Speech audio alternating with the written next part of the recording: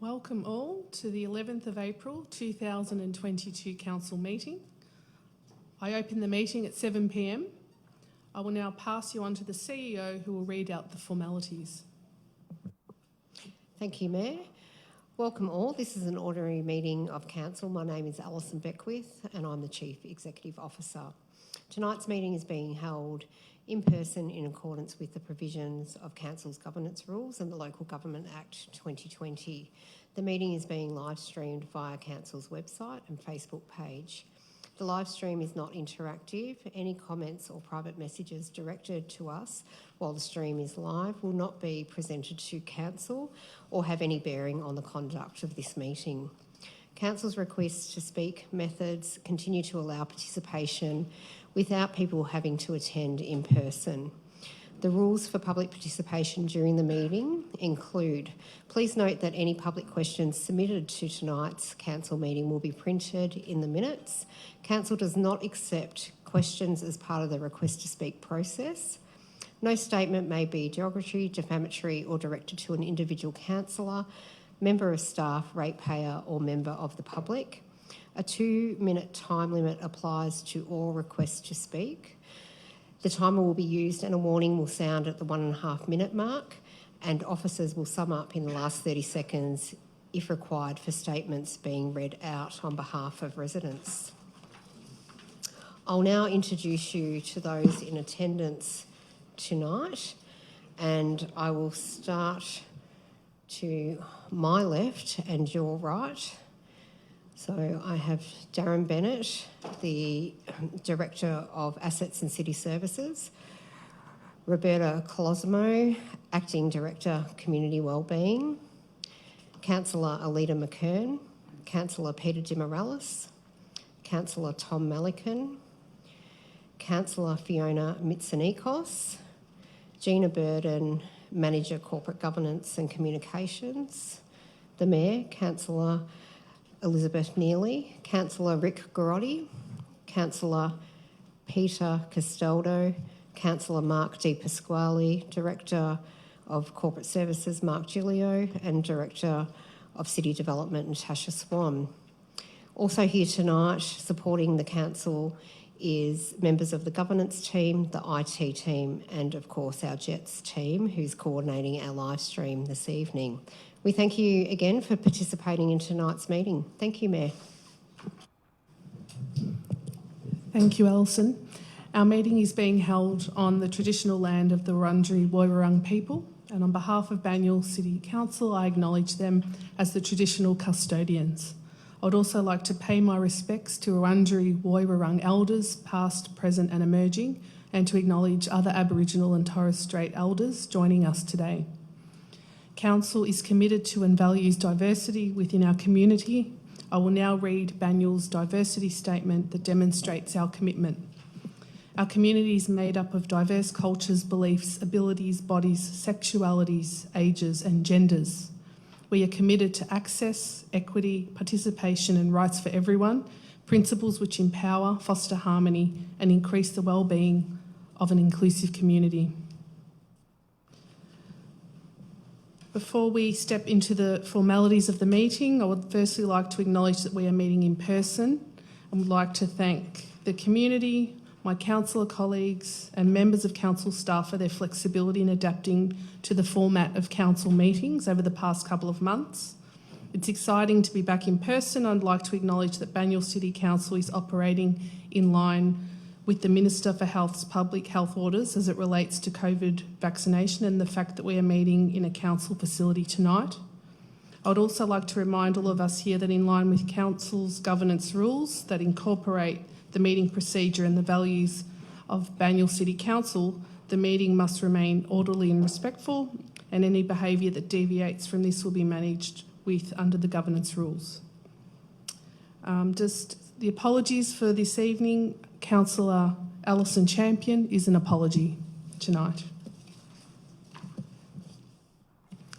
Confirmation of the minutes for the meeting held on the 28th of March 2022. Can I please have a councillor move and second?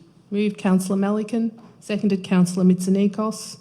I now put the motion. All those in favour? The motion is carried. Are there any disclosures of interest? No? No disclosures? Petitions?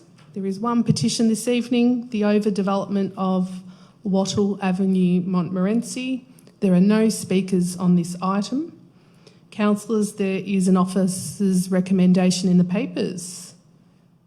Can I please have a councillor move the motion? Moved, Councillor Melican. Is there a seconder to this motion? Seconded, Councillor McKern. Councillor Melican, would you like to speak to the item? Yes, we'll accept the petition, but it's interesting. This is part of urban consolidation, which has been going on for a long time, and state government rules certainly encourage that sort of development.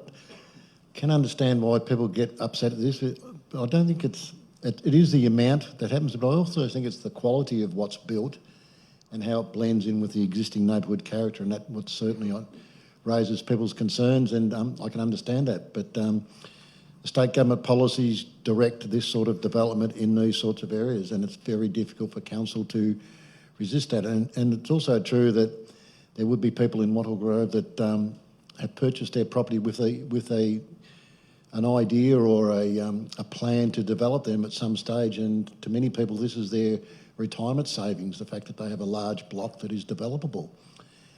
And certainly people, if they feel that strongly about it, could put single covenant on their own properties, so that from now until those covenants are removed, then that property would remain a single dwelling. And but that would certainly impact the price that is obtained when these properties are sold. So because it is also true that what is driving property prices is the fact that these properties are developable, and people pay a premium for land that is developable. And that's been going on for a long time and will continue for a long time. So urban consolidation is a good thing, but when that urban consolidation is poorly planned, poorly designed and poorly built, that's when people get upset. But I think we need to achieve that right balance between good design, good construction, but also making sure that the reason people moved into these streets is because the character of the area. And that, I'm sure we can get the balance right. Whether we've got the balance right or not at the moment is debatable, but state policy certainly pushes in this direction. So we'll accept the petition tonight, look forward to the report coming back. I hope a copy of the report can be distributed to all councillors so we can understand officers' feelings about this and whether the neighbourhood character in this area has been protected or whether there has been overdevelopment. And I think that it would be interesting to find out their viewpoint. But certainly this is not the only street in Banyule that these concerns are raised with, and it is difficult as a council to stop these type of developments when the state planning process approves it, and in many cases council's decisions are overridden by VCAT. So I'll accept this tonight and look forward to the report by the officers. Thank you, Councillor. Does the seconder wish to speak? Thank you, Madam Mayor. I'll say a few words. I think Councillor Melican has hit on all the main points though, and I'd like to thank the residents of Wattle Avenue in Montmorency for putting together this petition. It takes quite a bit of effort, 37 signatures. I'm assuming they're all from local residents within the street. And yes, it does take an effort, and it also indicates the conviction and also the commitment of local residents to neighbourhood character. In the officer's report, neighbourhood character comes up on a number of occasions, and I might just say to our fellow councillors and residents of Wattle Avenue that this is really timely, this petition, because council is looking to do a review of its neighbourhood character strategy, which hasn't been reviewed, I think, since about 2012, and its housing strategy. As Councillor Melican has pointed out, there is a tension between housing and character, and trying to find the balance is what we're trying to do here in council. Hearing from residents, such as residents from Wattle Avenue, does give us an indication at council of how important local character is. And it's not just about the look and feel of a place, it's not just about the building stock and the streetscape, landscape and trees, the congestion, the parking. It's about local identity, and ultimately people do identify with the identity of a place. And it's very much a grounding thing, local character. So there are psychological elements to this too, which I think we need to consider. And I'm hoping that residents of Wattle Avenue do contribute to the review of two very important strategies that Council will be addressing, the housing and neighbourhood character strategies. And thanks again to residents of Wattle Avenue for their petition. Thanks, Madam Mayor. Thank you, Councillor. Does any other councillor wish to speak? Councillor Castaldo. I'll just go quickly on this. It's mostly been covered, but I do recognise the concern that residents have when a number of 3, 4, 5 dwellings comes and sits next to you when you're used to a single dwelling.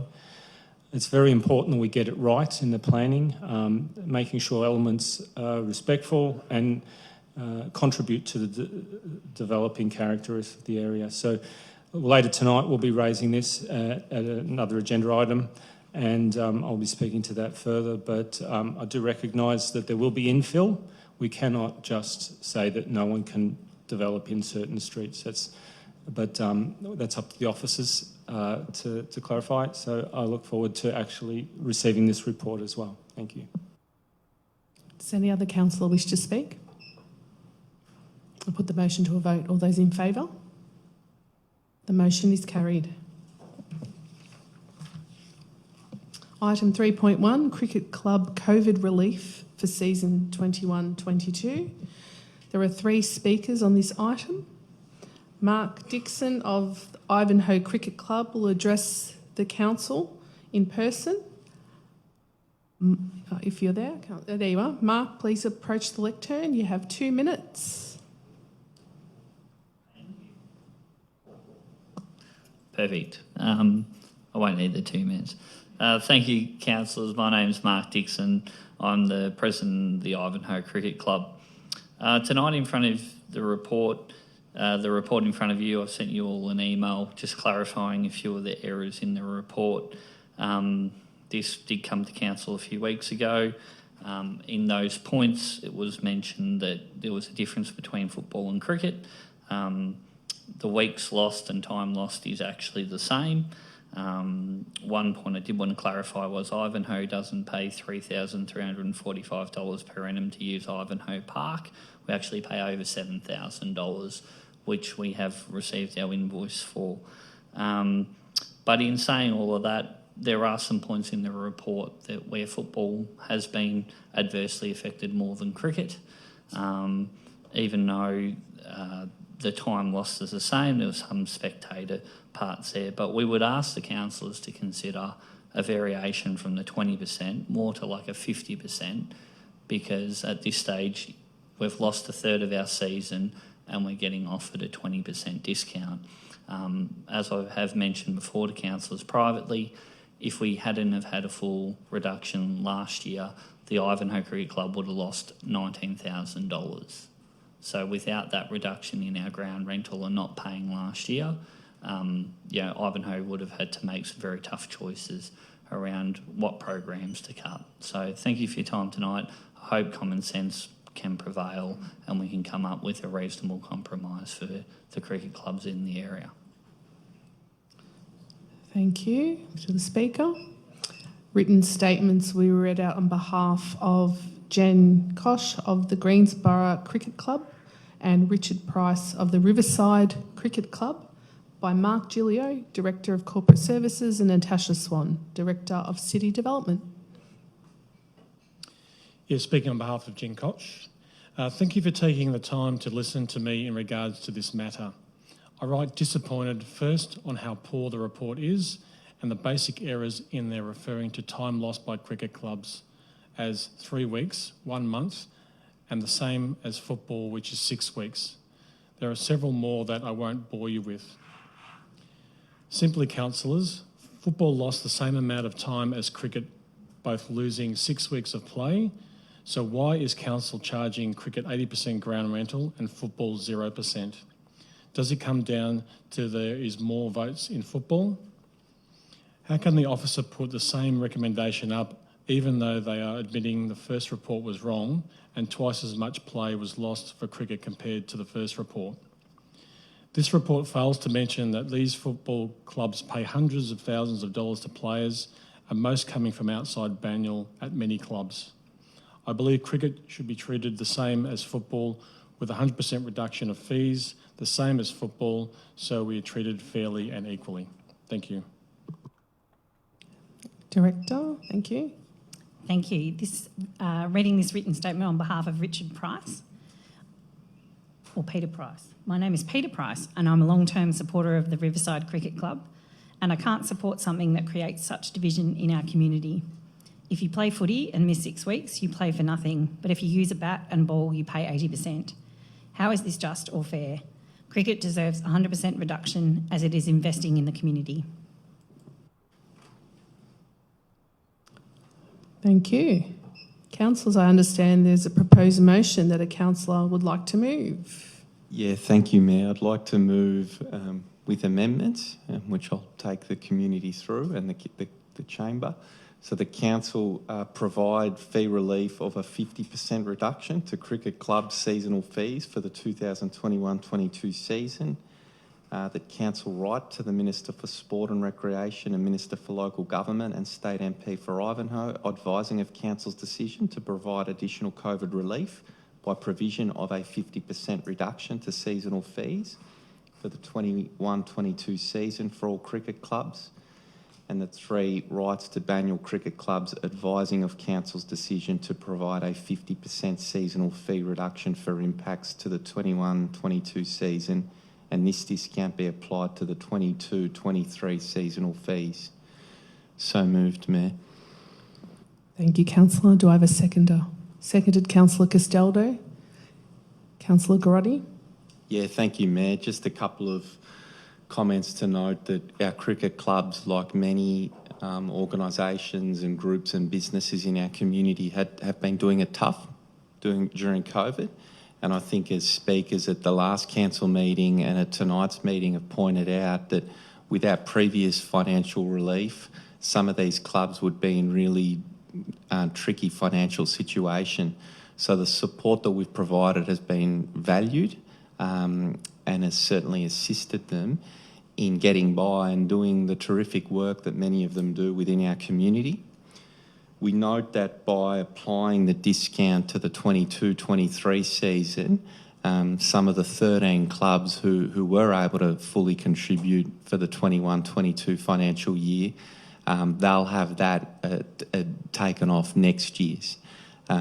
So that's the mechanism then that we've been able to implement so that it's undertaken equitably for all cricket clubs. But yeah, really commend this to the councillor group. And I think what it does is show that as a council, through our strong financial management, by getting the big decisions right, we're in a position then to be able to return dividends to our community, providing them the support that they need. And this is a great example of that. Thank you, Mayor. Thank you, councillor. Does the seconder wish to speak? Thank you, Mayor. Look, I'm fully supportive of this to move to a 50% supporting of our local cricket clubs. I know each council has had to deal with this quite differently. I think I haven't heard of any other council that is supportive of their community clubs as much as we were. So I want to make that point, firstly. Secondly, there's many ways we can evaluate the impacts of COVID. It's not just one single metric that we need to evaluate that from, and that's where our council officers have tried to delve into the many ways in which we can evaluate the impact of COVID on organisations. So that's where we've got a disagreement with some of the residents, some of the club representatives, and they have expressed their views as strongly as I've heard any club in this chamber. So they've done a very good advocacy piece for their clubs. And I think that there are many ways to evaluate what it should be put at, but I must say that I'm supportive of where we've landed on this. I'm grateful for our officers to have done the level of investigation and provide us as a group of councillors with the information they have. And I think that being the generous council we are and the value we place on our sporting clubs, I'm comfortable with the final position we've landed on. Thank you. Does any other councillor wish to speak? Councillor McKern. Thank you, Madam Mayor. Given the evidence presented this evening for more equitable waiver of cricket club fees for the 21-22 season to be applied in the 22-23 season, I'd like to state my support for the alternative recommendation put forward by Councillor Garotti and supported by Councillor Castaldo, and I thank him for it. I also wish to thank Mark Dixon and the other two speakers for their response to the officer's report. The speakers have spoken not just for the clubs they represent, but for all cricket clubs in Banyule, and I acknowledge and applaud their community-mindedness. Thank you too to the council officers for taking on board this review, since the matter only recently came to council earlier this year. It was a lot of work for the officers to prepare in a short amount of time, and thanks go to all concerned. Thanks, Madam Mayor. Thank you, councillor. Does any other councillor wish to speak? I just might add, it wasn't as a straightforward situation in the report as it appeared to be. The situation for cricket and football's, quite different, particularly in regards to spectators. I know that the spectators going to football were cancelled as part of season 1 and impacted as well season 2. But this is a good example of listening to what's happening across clubs. But I just wanted to highlight it's not as straightforward as it seems. That's all. Put the motion to a vote. All those in favour? The motion is carried.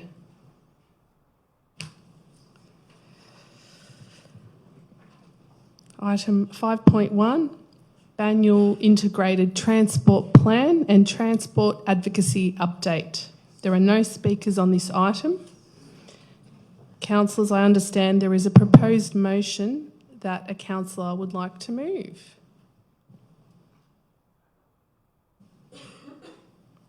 Councillor Castaldo, could you take us through the wording?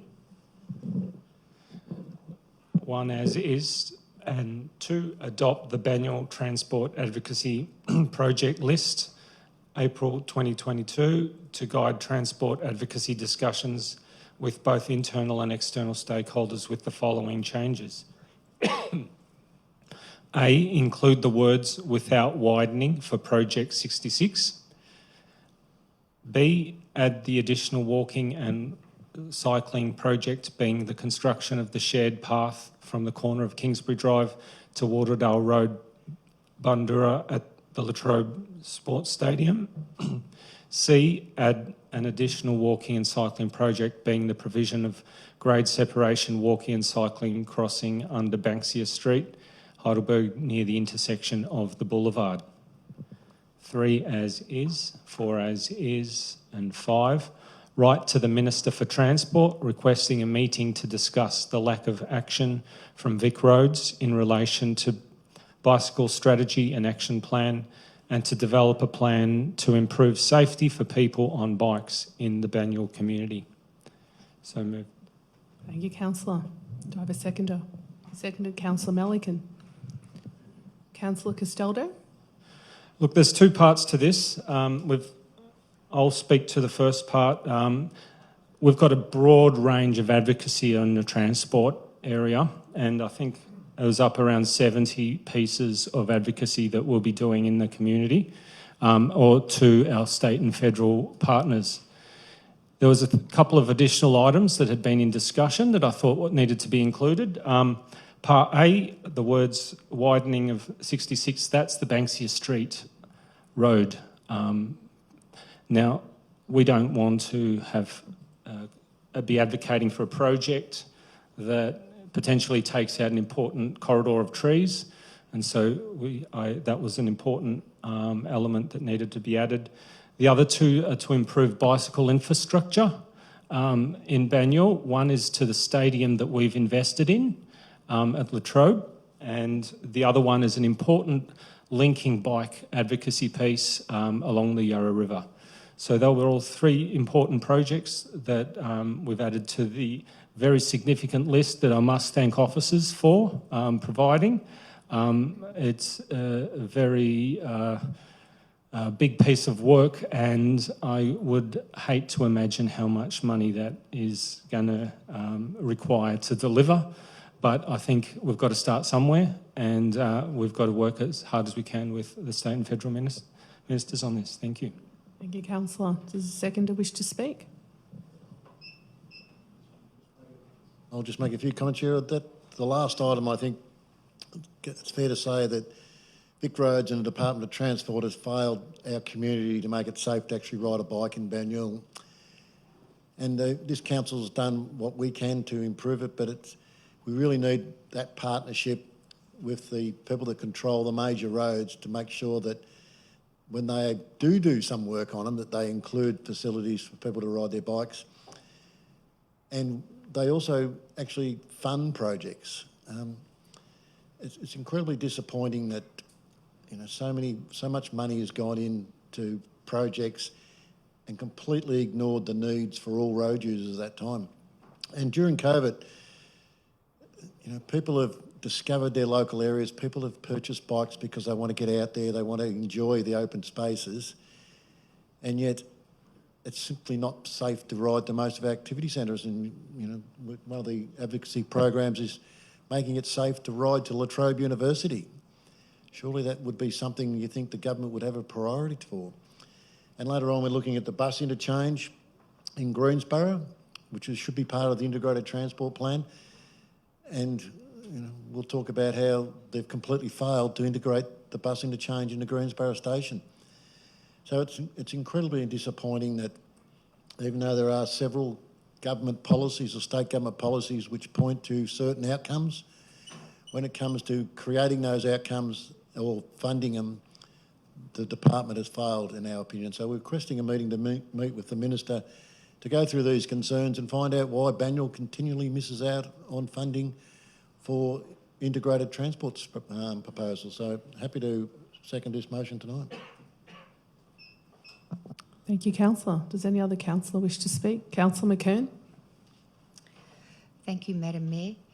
I'd like to provide just a bit of context to this very important Banyule Integrated Transport Plan, BITIP, and also just go over something a little bit more parochial in my ward, what the main ticket items are for Ivanhoe. This is actually a high-level council strategy, the aim of which is to improve transport equity for users and encourage greater use of sustainable transport. Basically means more walking, cycling and public transport opportunities, which my fellow councillors have spoken to. It actually has quite a long lifespan, this strategy, Madam Mayor. It's we have it for another 20 years. We have it overall from 2015 to 2035, so it's going to be with us for some time. The advocacy list that we're being asked to adopt this evening accompanies the strategy. Its targets and actions are proposed for an update to coincide with Council having declared a climate emergency in 2019, and thus the need to focus on greater sustainability projects, and because 90% of the existing list has been completed. So congratulations to the officers on getting through such a large portion of the advocacy list and looking to prepare a new one. Now, this new advocacy list, I might just inform all listening, also aligns with Council having appointed an advocacy officer recently. Welcome, Michelle. And I believe it's Michelle's job to provide the right information to the right people at the right time in order to increase Council's chances of receiving Council funding. So hopefully we have a bit more luck in the future. I think I've just about used up my time, so I won't go through what the main ticket items are for Ivanhoe, but for those interested and would like to speak to me personally, they can give me a call or email me. Thanks, Madam Mayor. Thank you, Councillor. Does any other councillor wish to speak? All the comments that... Yep, sum up, Councillor Castaldo. I'd just like to sum up. Sometimes as a councillor you jump to what you're hoping to improve in a plan. I didn't acknowledge the significant work our officers have done and the successes. Thank you, Councillor Kern, for raising that. We have delivered the great majority of these projects, and many of them have been delivered, and some of them will be delivered in the next couple of years. So I look forward to seeing them, and so thank you. I put the motion to a vote. All those in favour? The motion is carried.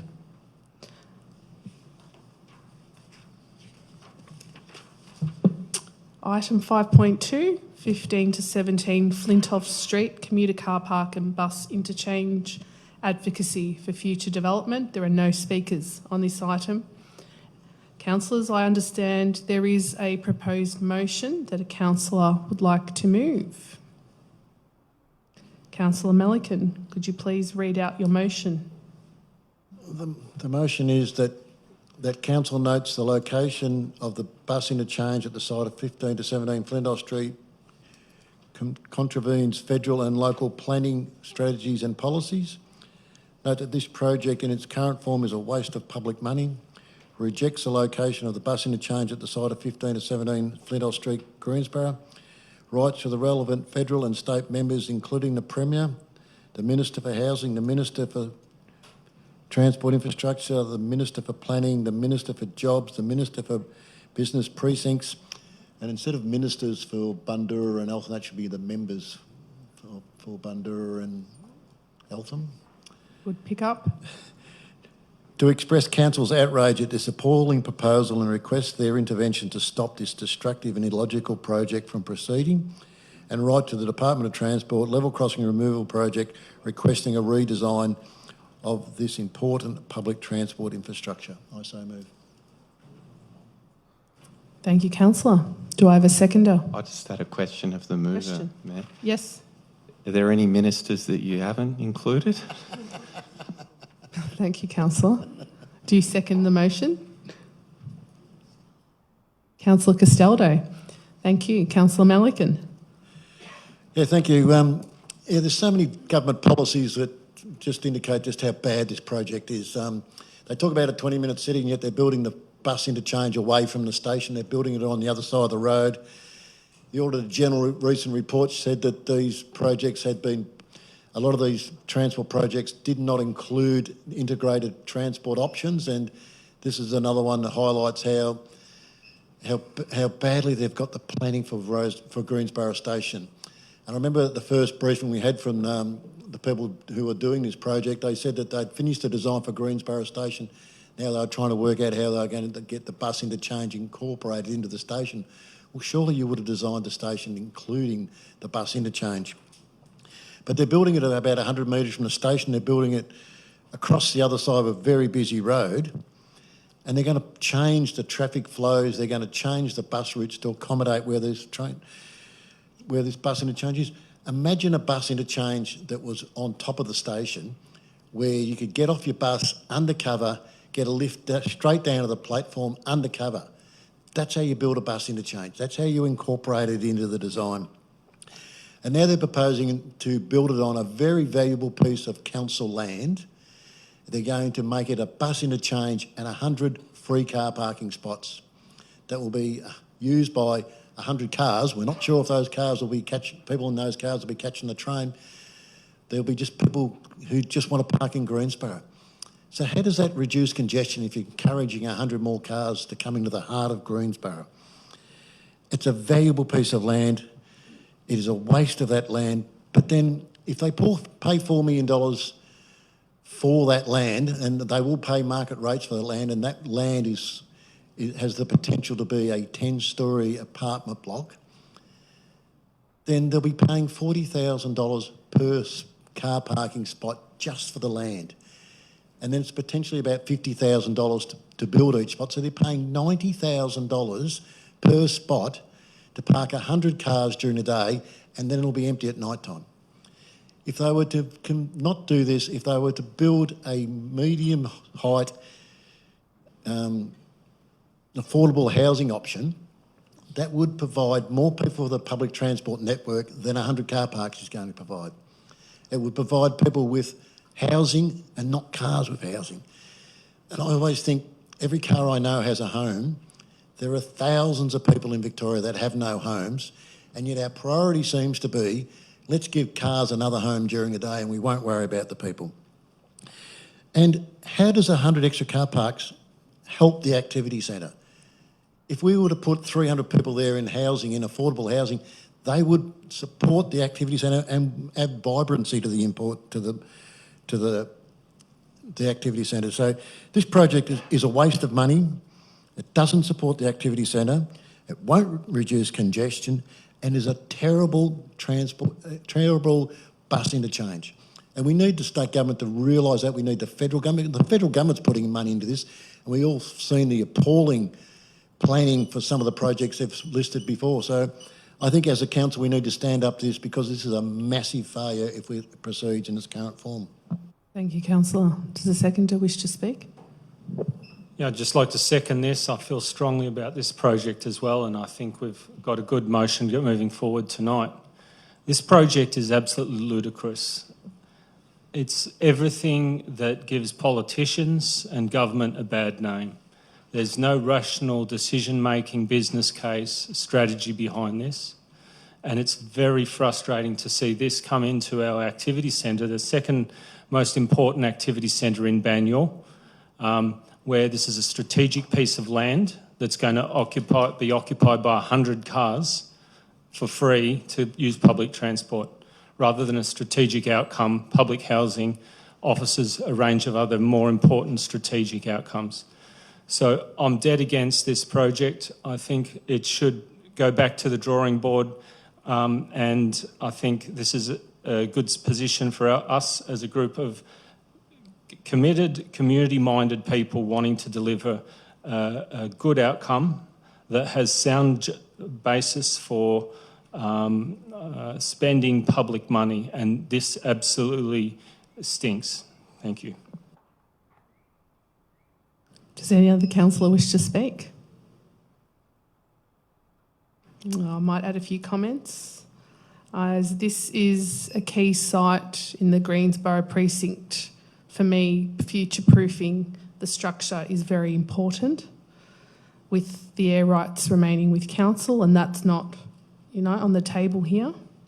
We want to encourage mixed use for the area, and we want to add vibrancy to the area, and that's not on the table here. And we do want a bus interchange. I just want to make that clear. We want that for the residents in the area. But such a project should not detract from the potential benefits for the community of this site. And there needs to be a better outcome here for our residents. I put the motion to a vote. All those in favour? The motion is carried. Next item, 5.3, Housing and Neighbourhood Character Review. There are no speakers on this item. Councillors, I understand that there is a proposed motion that a councillor would like to move. Councillor McKern, could you please take us through the motion? Thank you, Madam Mayor. Point 1, note the Housing and Neighbourhood Character Preliminary Discussion Paper for the purpose of informing the public about the commencement of the project and its key phases, and B, providing an early but more informal opportunity for some initial feedback engagement via Shaping Banyule to guide, inform and identify the housing and neighbourhood character priorities and issues that the community would like Council to investigate through this project, and C, enabling people to register their interest in the project and how they might like to be engaged in key stages of the project. 2, note that refinements will be made to the Housing and Neighbourhood Character Preliminary Discussion Paper. All refinements will be provided via a briefing paper to councillors prior to the public release in May of this year, 2022. And 3, note that when the initial findings of the background technical work are next brought to Council, a detailed engagement plan to involve and collaborate with the public in an inclusive, deliberative and transparent manner will be presented prior to the release of a fully detailed discussion paper in late 2022. Can I please have a councillor second? Seconded Councillor Castaldo. Councillor McKern. Thank you, Madam Mayor. Council is undertaking a review of its housing and neighbourhood character strategies. The last housing strategy was prepared in 2009 and the last neighbourhood character strategy in 2012. So the review is timely. In line with the review, Council is being asked this evening to note the housing and neighbourhood character preliminary discussion paper for the purpose of community consultation to identify priorities and issues. Tonight I presented an alternative recommendation to what the officers have presented in the report, Madam Mayor, largely for the purpose of ensuring that we do enter into a deliberative and transparent community consultation process. When I look back to the previous strategies that were prepared in 2009, 2012, significant community consultation was undergone with both strategies. We know that our public are very keen on housing and neighbourhood character issues. This has been not only regularly anecdotally presented to us as councillors by individual residents, but also through previous resident surveys and through the council vision, where the importance of neighbourhood character and equitable housing play a role in the definition of what's important for this council. Now, these are, as I said, significant strategies that will influence the planning decisions regarding types and density of housing in Banyule, as well as the character or look, feel and identity of Banyule for the next 20 years. 20 years is a long time, Madam Mayor, and a lot of development can happen in that time. So it is important that we get these strategic outcomes right. A few things that are really important to how this review is conducted. To determine what we are actually setting out to do, I believe it should be to balance the provision of housing that meets the need of current and future resident demands with the need to protect valuable neighbourhood character, which includes streetscapes, trees, built form, and lest we forget our heritage architecture and places. These vital characteristics define the identity of our suburbs and must be balanced with the need to ensure housing growth, diversity and affordability.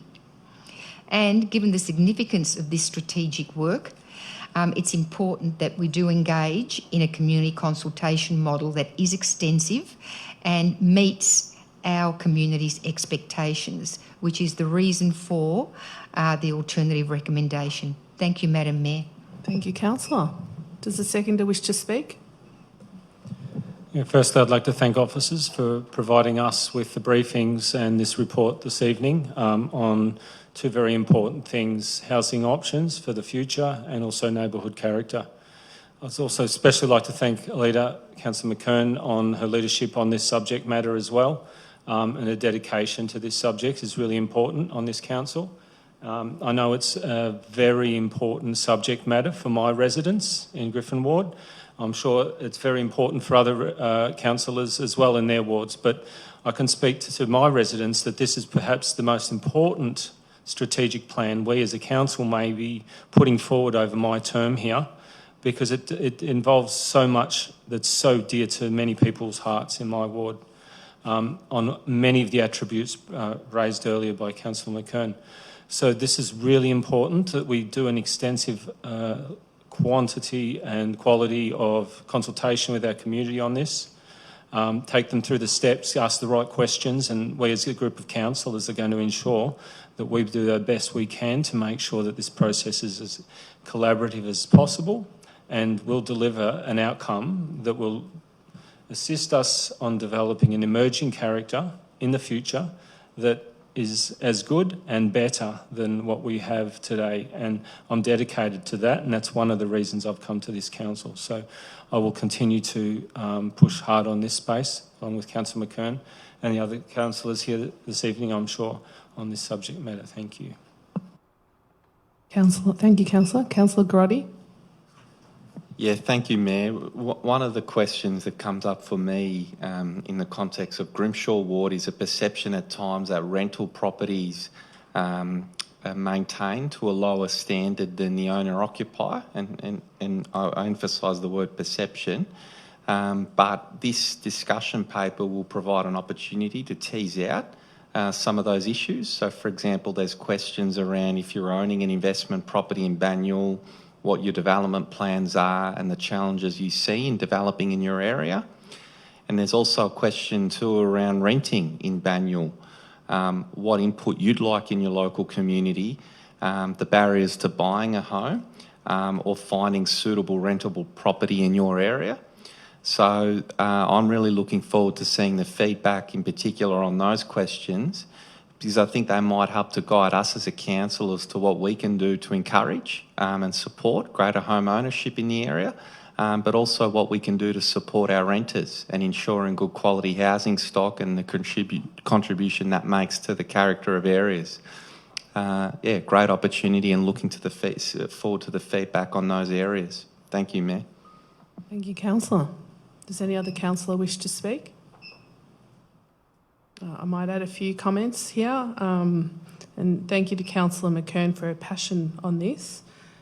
You know, by ward, you know, we've all mentioned our wards. The biggest issue in Beale Ward is the changing nature as well of development, from big blocks being subdivided to smaller blocks, and also residents having different opinions on what's valuable to them in relation to neighbourhood character. It's usually the same, ward by ward, but there are some differences. I just wanted to point out, you know, the character of now can also change and be emerging towards the character of tomorrow, as Banyule has significant major transport infrastructure projects on the go already: North East Link, the Hurst Bridge line upgrades, the future suburban rail loop. The goal is that Banyule is more accessible to people, and you know, having all of these big projects in our area should increase the desirability, because it's making things more accessible and more desirable. But it also calls for more diversity, and calling for more diversity means more change. In the report, it was interesting to read that in 2016, Banyule's new housing stock dwellings held 4 bedrooms or more, and there was less availability for single person housing. So for me, guiding this new development with diverse housing and steering it into the right area that has accessibility to transport and other infrastructure is a very important part of this strategy. Put the motion to a vote. All those in favour? The motion is carried.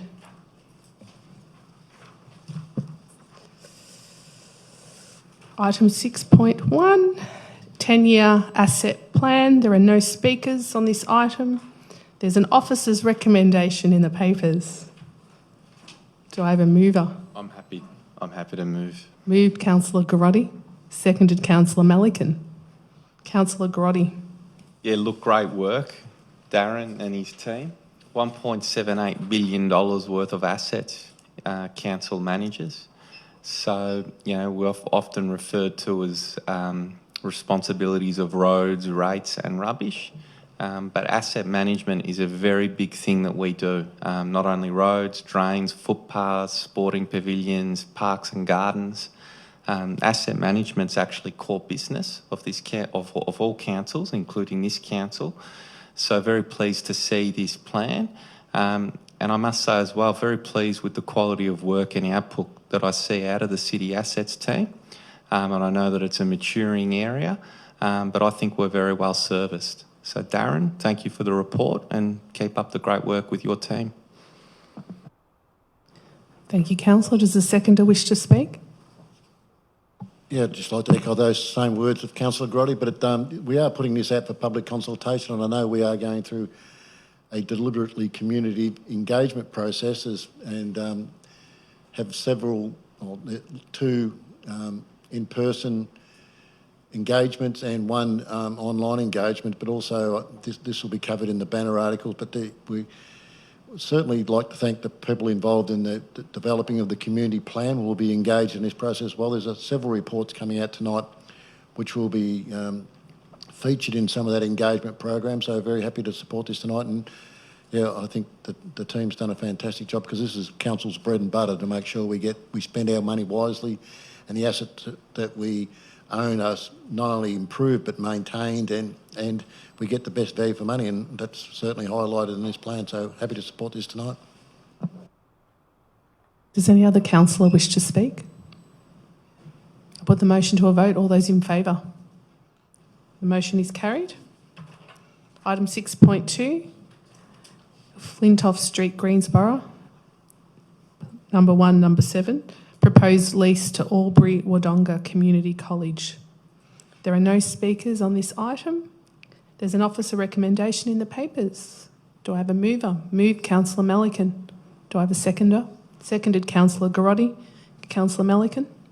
Oh, this is a great outcome for council. I think it shows the planning that went into this building years ago, and how we saw the opportunity to develop some additional office space that we could lease out at a good return. And I think this just highlights what a correct decision that was made. But I'd also just like to point out that as part of this arrangement, the new client will be licensing 12 parking spots on level 1 at a return of $18,000 per year. So they're paying $1,500 per spot.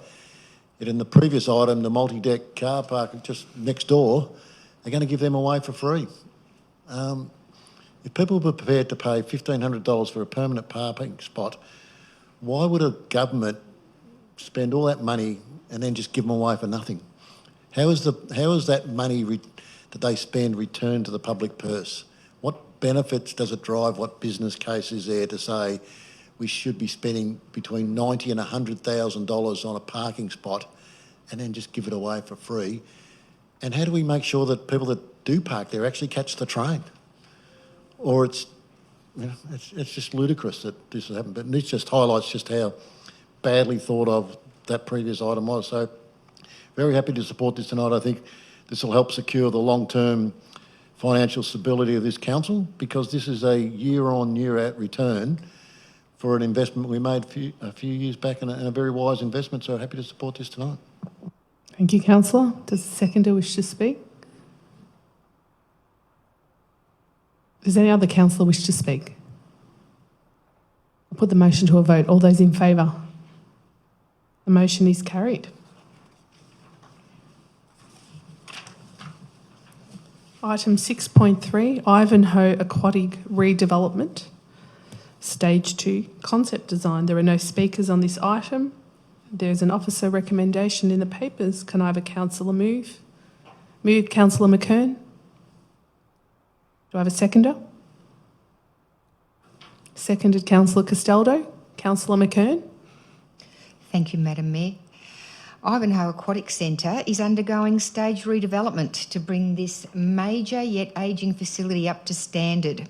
The first stage, which most people in the municipality would know about, seeing that those upgrades were done in 2016 and covered the centre's dry areas, including the gym, access, parking and entrance and admin area. Tonight, before us, we have the draft designs for Stage 2 of the proposed redevelopment.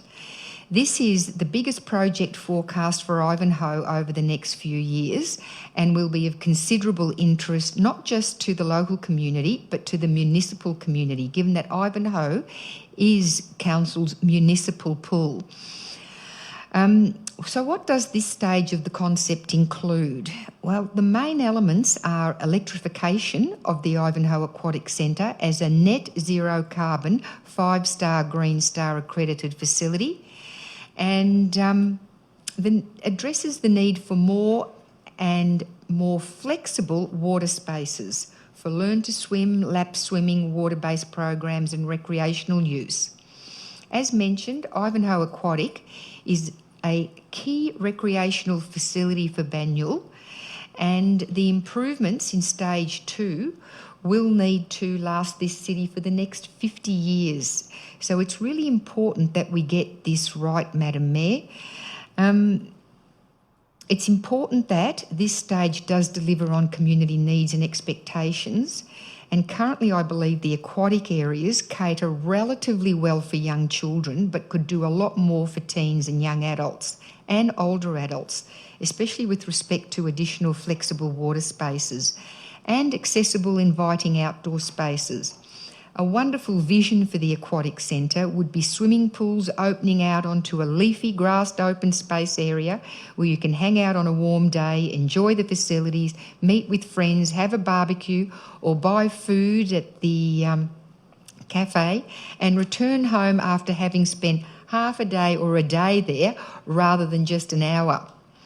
For Ivanhoe Aquatic to realise its potential, I do encourage everyone in the community to engage in this important community consultation phase to chart an exciting and relevant future for the next 50 years. And I might just ask if through you, Madam Mayor, the CEO might comment on the proposed community consultation model for stage 2 of Ivanhoe Aquatic.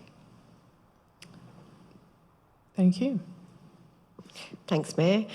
Basically, we've done the consultation as part of the original master plan, which really fed into the stages and the development. So now we're testing that previous work, and we've done some internal workshops as well as discussions with some users.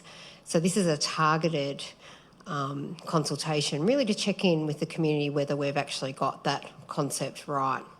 Is it meeting the need now and into the future? So that'll involve some postcards being delivered to about 3,000 residents near the aquatic centre, and we'll be running a number of workshops through participants of the Ivanhoe Aquatic Centre as well. So, you know, pop-in, drop-in consultations at the site where we can talk to the users. We'll have a dedicated Banyule Shaping Banyule page as well. So we encourage as many people to get involved. We'll do some member surveys. Then what that will do, we'll put that feedback into the architects, and the concept that you see on your papers tonight will change. And then that'll come back to council, and then we'll look for that to be adopted by the council group to move to the next stage, which will be the detailed design and more wider community input at that stage. Thank you, Mayor. Thank you, Alison. Thank you, Madam Mayor. I might just pose the question to the CEO via you, Madam Mayor, whether we could also include promotion of stage 2 through the Banyule banner for feedback.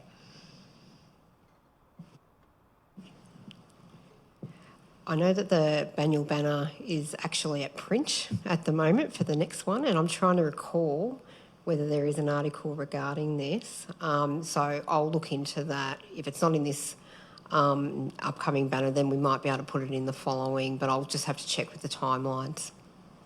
Thank you. Does a seconder wish to speak? Yeah, thank you, Mayor. Look, I think most has been said. This is a very important project for a long-term future for Ivanhoe and the broader community. I look forward to being part of this consultation and seeing a swimming pool shift to a zero carbon swimming pool. I think this might be the first one in Victoria to shift from a gas one to electric. So there's a lot of opportunities to improve in multiple different areas, including some of the lovely picture that Councillor McKern painted and the way people and our residents can interact with the pool into the future possibly. Thank you. Thank you, Councillor. Does any other councillor wish to speak? I put the motion to a vote. All those in favour? The motion is carried. Item 8.1, proposed budget 2022 to 26 for public consultation. Is that right? There are no speakers on this item and there is an officer recommendation. Can I please have a councillor move? Moved Councillor Garotti. Do I have a seconder? Seconded Councillor Melican. Councillor Garotti. Yeah, thank you, Mayor. Happy to make a couple of comments. Just maybe just summarising some of the key figures in the budget. So looking at a budget surplus of 14.2 million, and that means that our financial position as a council will improve by $14 million as well, which is a good outcome in the current context of other governments, given the economic conditions, having to run deficits. $60.2 million capital works program, so another very big capital program budgeted.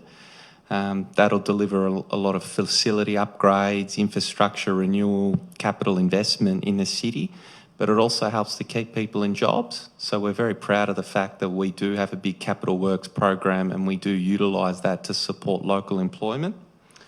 We'll point out that on face value, the papers show that our debt, on face value anyway, is going up by $4.5 million. But what I wanted to point out is that with the Rosanna Library, we've been able to tap into a loan arrangement with Treasury Corp Victoria. That's a facility that the state government's offering for community infrastructure.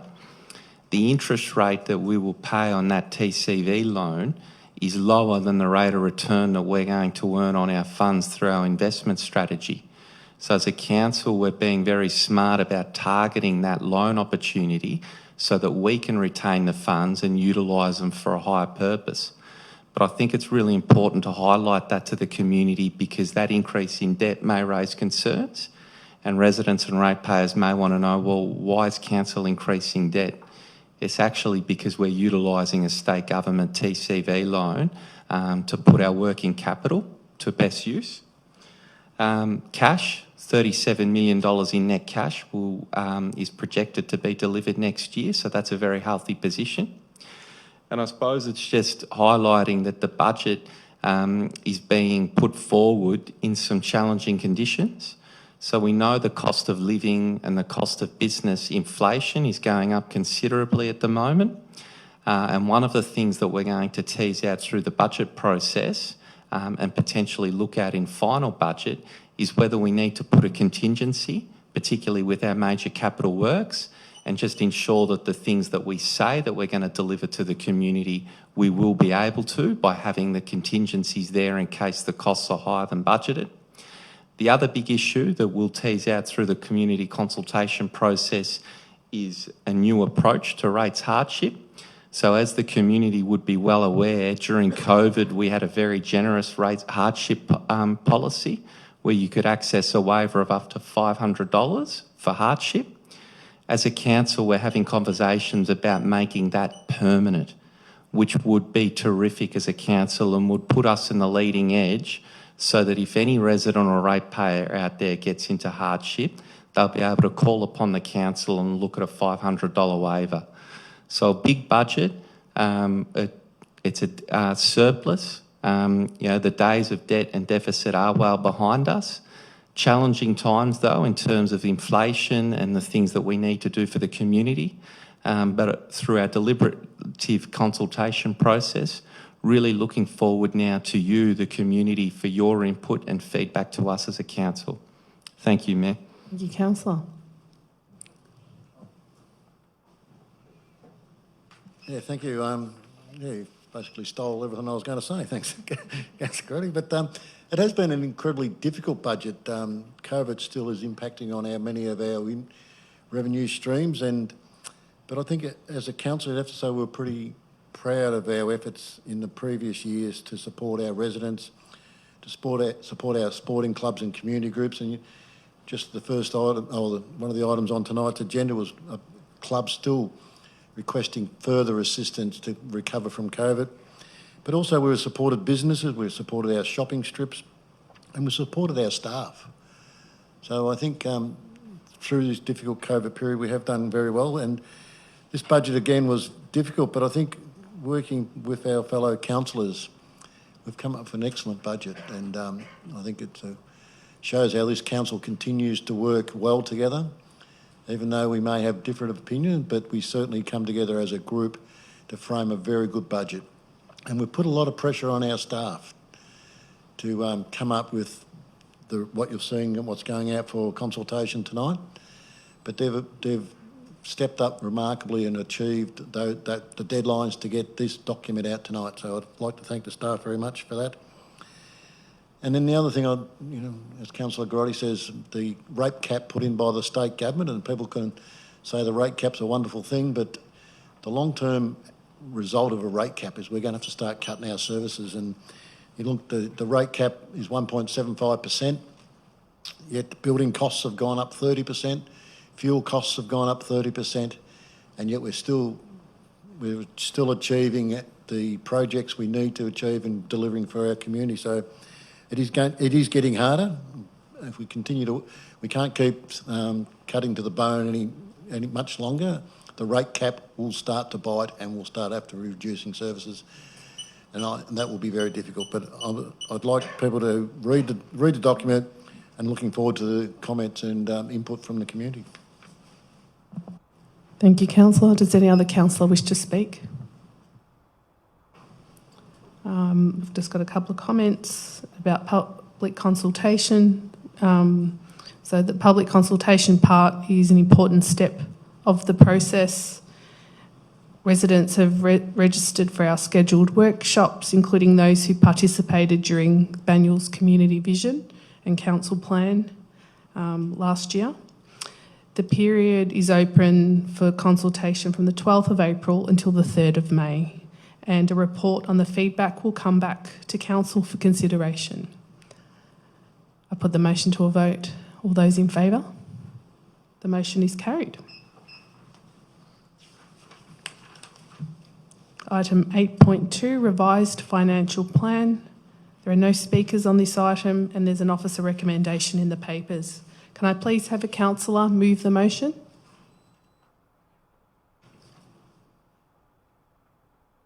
Moved, Councillor Melican. Do I have a seconder? Seconded, Councillor Garotti. Councillor Melican. Virtually not an attachment, but supplementary to the budget. We're looking at our financial plan, again going out for public consultation. Again, another very good document created by our staff, and I'm looking forward to a response, and I hope people are engaged. I hope they read these documents as well and comment, because it would be great to hear, and this will also be part of the engagement program process we've outlined previously about the budget and other important documents that are being presented tonight. Does the seconder wish to speak? Yeah, I might just comment that because I ran out of time on the budget item, but really just to thank Mark Giglio and Tanya and the entire finance team for the terrific work that they've undertaken. And because of some last-minute council discussions around what we're looking potentially to do next financial year, it was very tight time frames. And for them to respond so quickly, cohesively, and pulling together really good quality documents, the analysis that we receive, the briefings that we receive, it's very good quality work, Mark, from you and your team. So it would be remiss for us not to thank you and to really acknowledge the good work and the good service that we're receiving as a council. Thank you. Thank you, Councillor. Does any other councillor wish to speak? Just to reiterate what Councillor Garotti said, it's been a very thorough process, and councillors have been taken through step by step. So very informed decision making from here on in. I'll put the motion to a vote. All those in favour? The motion is carried. Item 8.3, Revised Revenue Rating Plan for public consultation. There are no speakers on this item. I understand there's a proposed motion. Councillor Garotti. Yeah, thank you, Mayor. I'd like to move as is on point number 1 and point number 2, but a new point number 3 and it's actually going to be a bit different to what's up there. But note that a key principle underpinning the proposed separation of the waste rate from the general rate is to incentivise sustainable waste management practice by our community. Could you repeat that, Councillor? Yep. Note that a key principle underpinning the proposed separation of the waste rate from the general rate is to incentivise sustainable waste management practice by our community. So moved with that point number 3 amendment.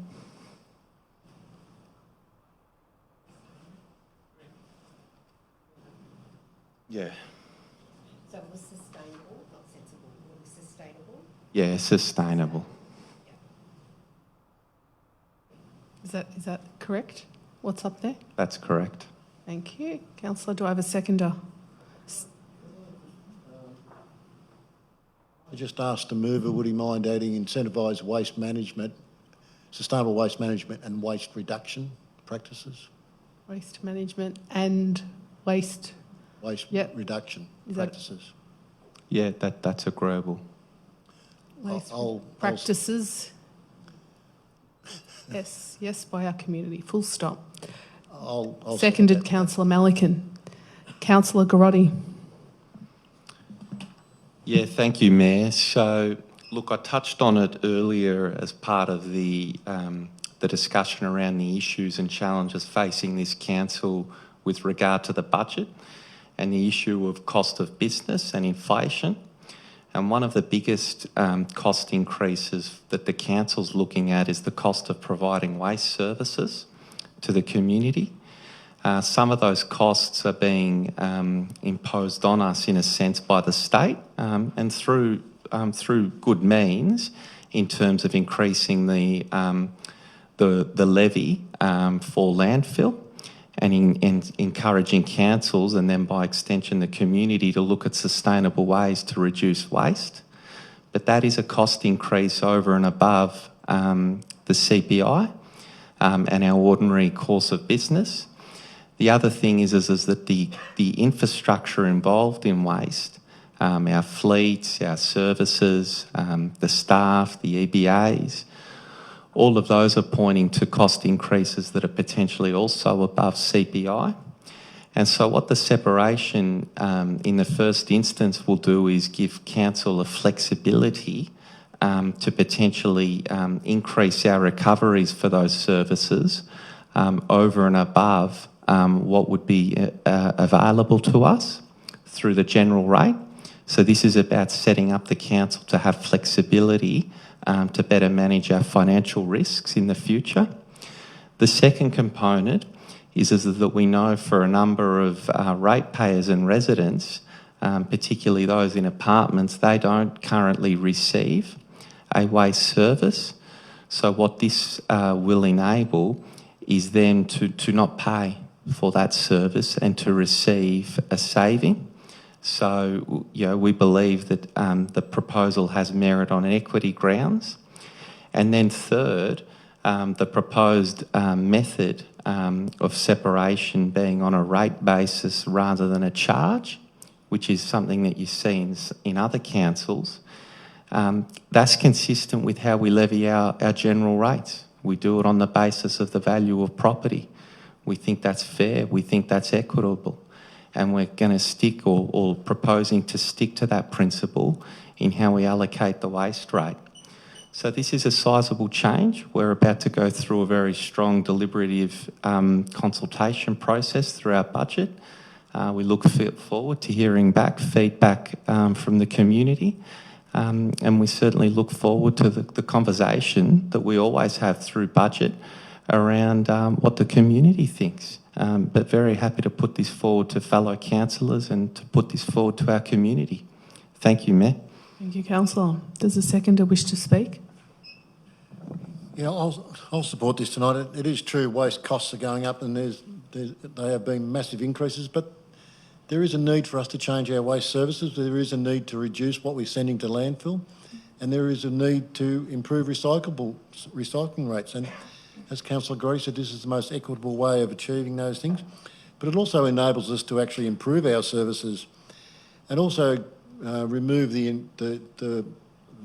some people perceive as unfair, where people that receive a private waste services pay for the waste collection in their general rates, and this will remove that anomaly. So it is fairer for more people right across the board.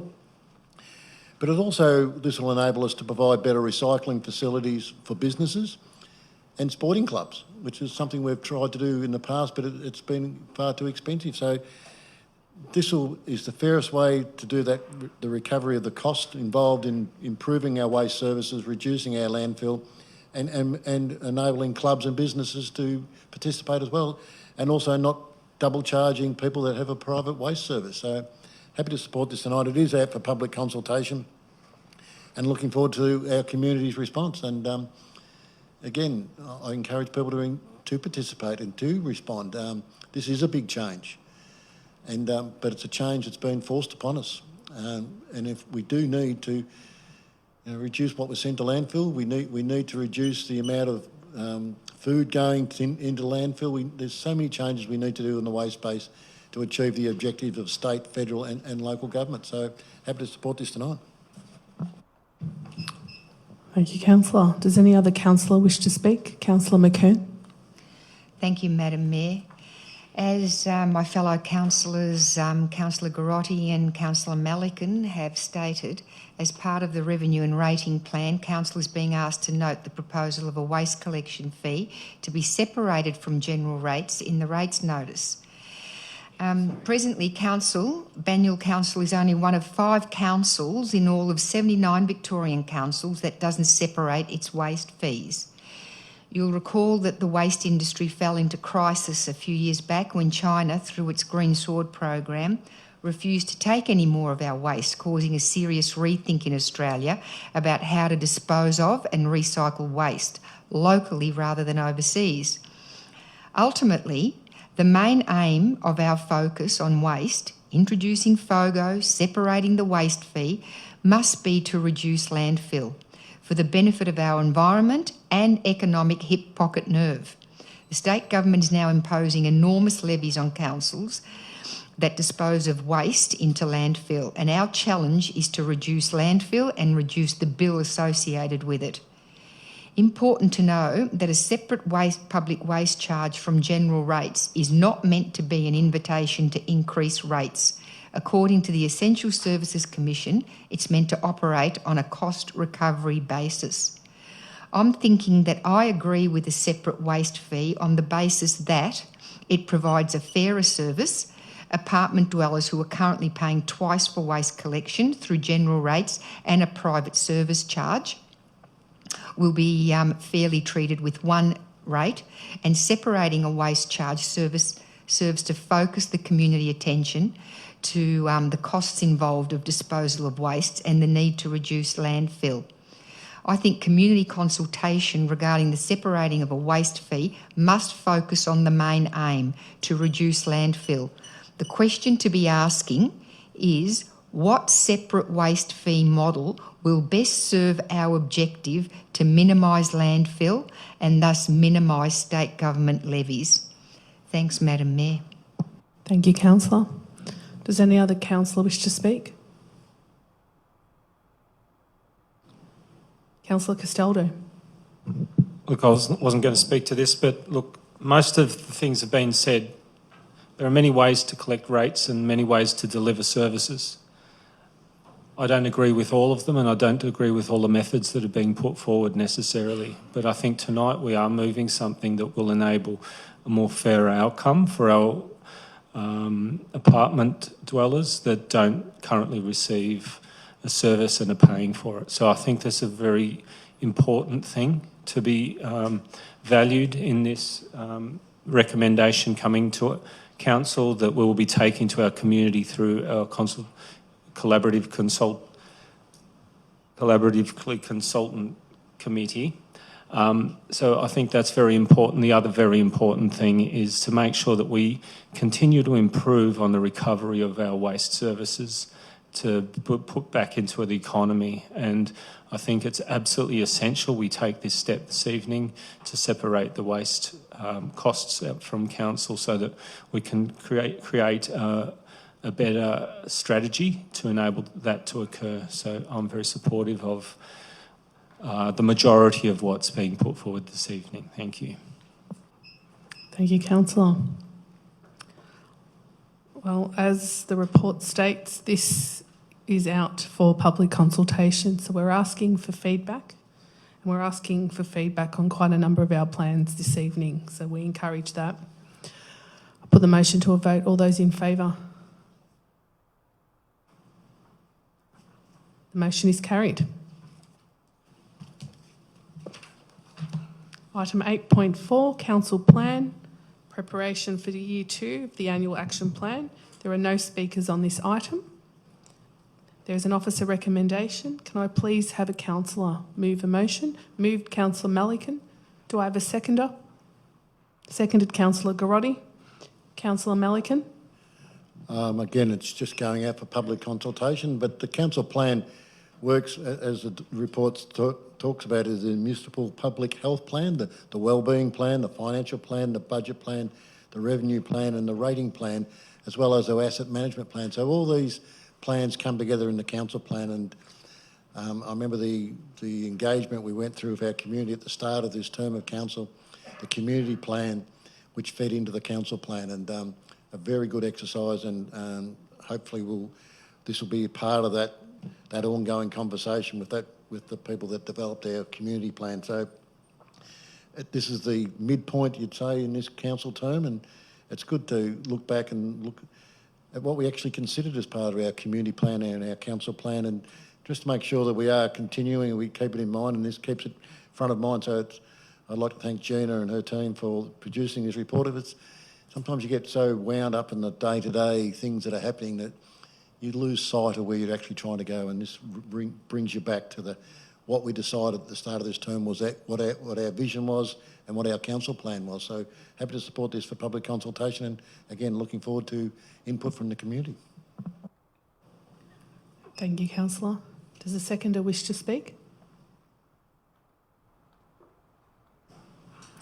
Does any other councillor wish to speak? Put the motion to a vote. All those in favour? The motion is carried. Item 8.5, Mayor, Deputy Mayor and Council allowances. There are no speakers on this item.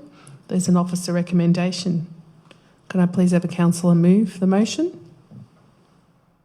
Moved Councillor Garotti. Do I have a seconder? Seconded Councillor Melican. Councillor Garotti, do you wish to speak?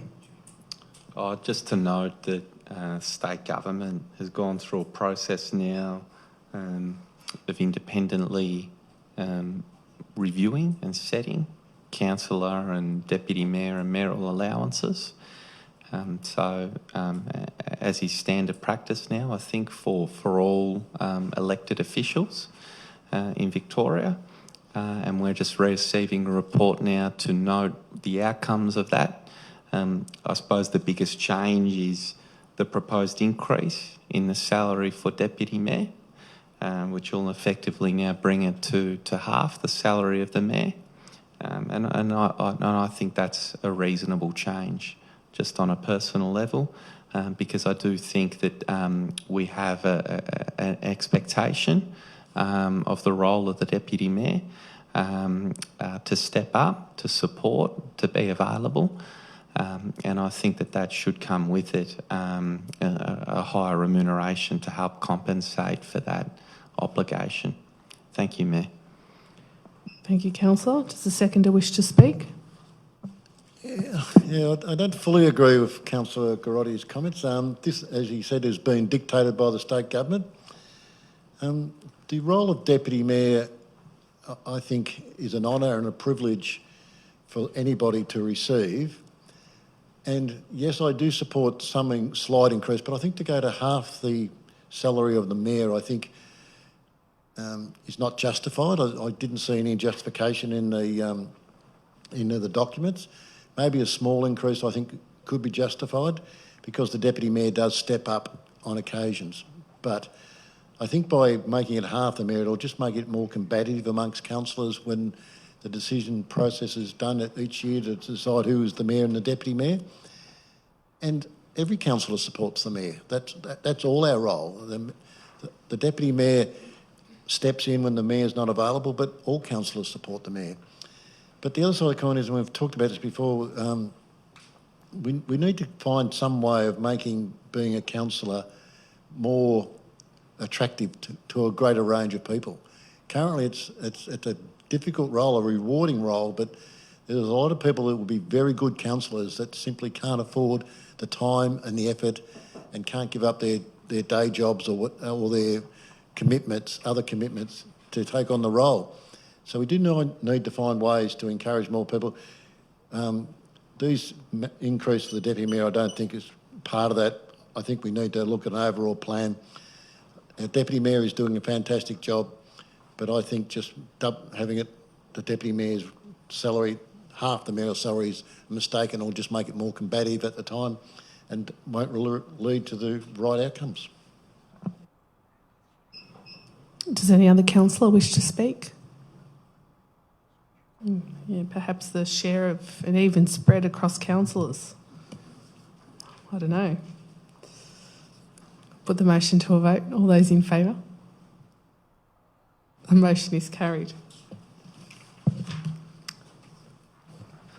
Okay, moving forward.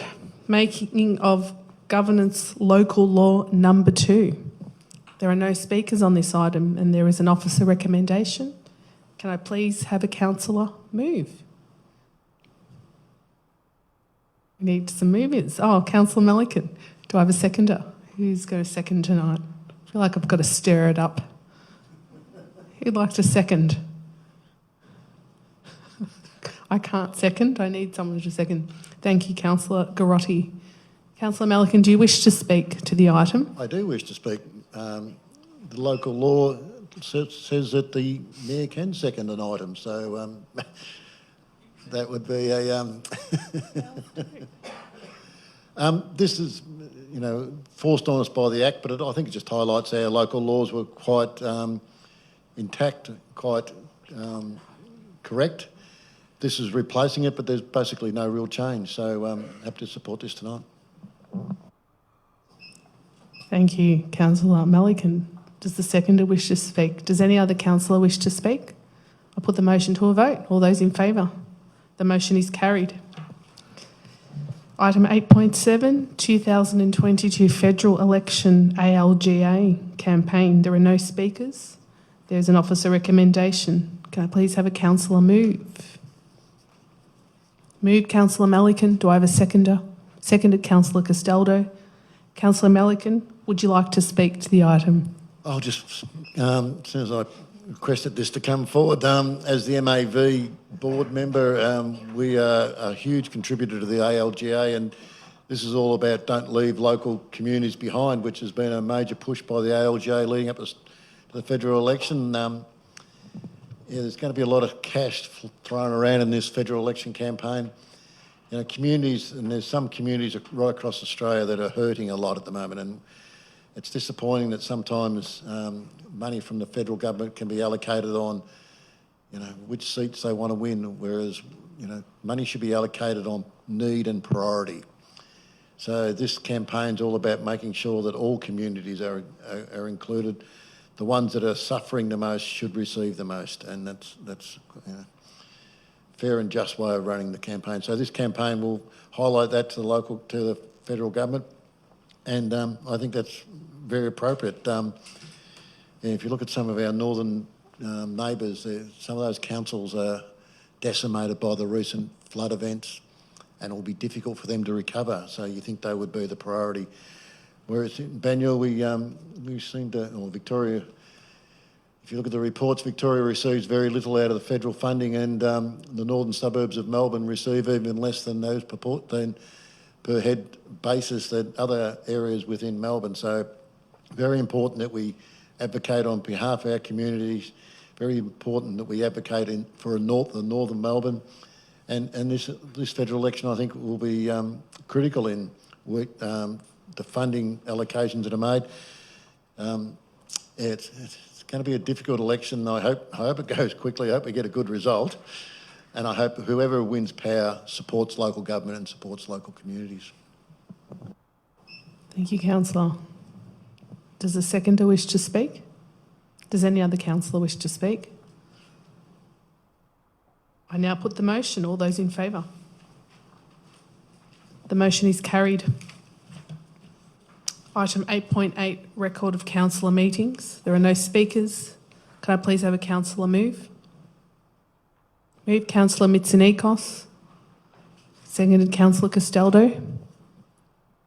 Would you like to speak to the item, councillor? Any other councillor? Put a motion to the vote. All those in favour, the motion is carried. There are no notices of motion. And we move on now to general business.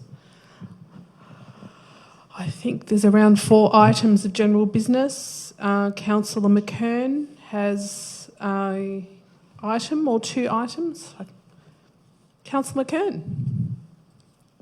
Thank you, Madam Mayor. I've just got the one item. Another item, I believe, will be spoken to by Councillor Garotti.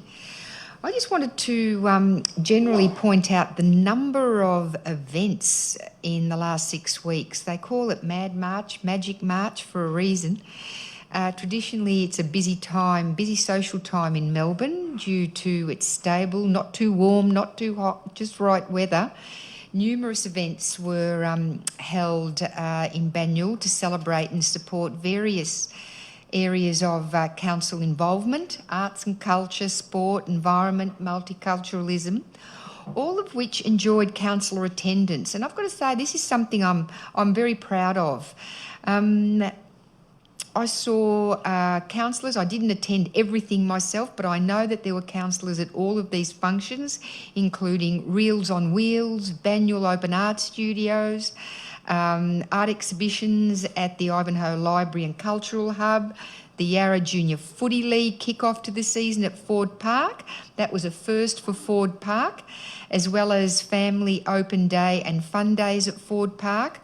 The 75th anniversary of 10th Ivanhoe Scouts, which included the opening of their new Scout Hall, their refurbished Scout Hall, thanks in part to funds provided by a Scout grant through council. And more recently, with the start of Ramadan for the Muslim community, the Ramadan iftar dinners. There was one held last Friday at the Bell Street Mall. There was an opening of the Heidelberg Mosque in late March, and of course the annual Twilight Sounds in the park and the Malahang Festival. To name but a few, the opening of the Latrobe Sports Centre, all attended by Banyule councillors, which is a real demonstration of council's commitment to community involvement.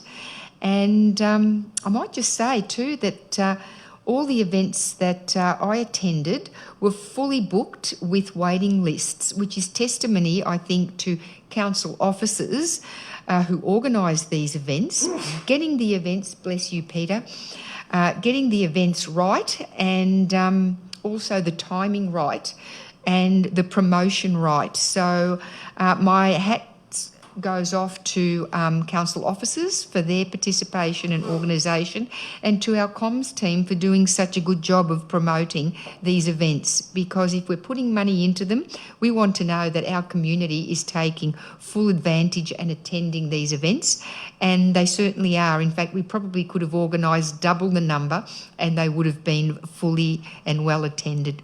Thanks, Madam Mayor. Thank you, councillor. Including all those events. It's great to hear. Councillor Garotti? Yeah, thank you, Mayor, and I'd like to thank Councillor McKern actually for working up this general business item and thinking of me to put it forward. Thank you, Councillor. So Council proudly runs our inclusive employment program for local residents facing employee barriers to employment. We offer a 6-month opportunity within council, tailored to an individual's area of interest, goals, strengths and abilities. And the aims of the program are to make a difference to the community, gain local government work experience, referees, build on an individual's strengths and skills, and just grow and develop as an individual. And so there were just two examples that we wanted to highlight from the most recent inclusive round. Ewan Yu, who has been successful in securing a position as a payroll analyst within the financial services team. Ewan came into the program struggling to find employment in Australia and had been flying back and forth between Australia and South Korea, looking for opportunities since 2001. However, every job she applied for knocked her back for not having Australian-based experience. Being accepted into the council program gave an experience to showcase her large scope of experience and expertise within the Banyule Financial Services team. And Ewan's quickly proved how incredibly skilled and valuable an employee she is to this council. And the other example, just highlighting, is Frances has been successful in securing a permanent part-time role as a youth development officer at Nillumbik Council. So Frances was born and raised in Banyule, applied to the Employee Inclusive Employment Program, struggling to find employment after graduating with a Bachelor of Screen Production and Digital Content. Frances joined Jets back in 2020 and fell in love with the program and was successful then in getting an opportunity through the council inclusive program and moving on from there. So keep up the great work, Al, and Kath, Robbie in Kath's place. You're changing lives. Thank you. Thank you, Councillor Grotti. Councillor Mitsonikos. Thank you, Mayor. I just wanted to wish a very happy 70th wedding anniversary to Viewbank locals Robert and Val Lenny. They celebrated their special day on the 29th of March. I mean, 70 years is huge. Robert and Val grew up around Fairfield and Northcote, and they got married in Fairfield, and they lived in McLeod before moving to Viewbank during the Christmas in 1974. Val had said that they had a lovely day celebrating with family and friends, and they look forward to many more catch-ups to celebrate over the coming year. So it sounds like they've got a full year planned, which is great. You'll be able to see on the live stream a picture of Val and Robert cutting their cake. So yeah, massive congratulations to them, because that's a huge milestone. 70 years married. Thank you. Definitely a milestone. Thank you, Councillor. We have public questions. We've received 2, and they will be included in the minutes of the meeting, and the minutes will be available on our website later in the week. Closure of the meeting. I now close the meeting at 8:40 p.m. And thank you everyone for attending in person and for watching the live stream. Have a great night.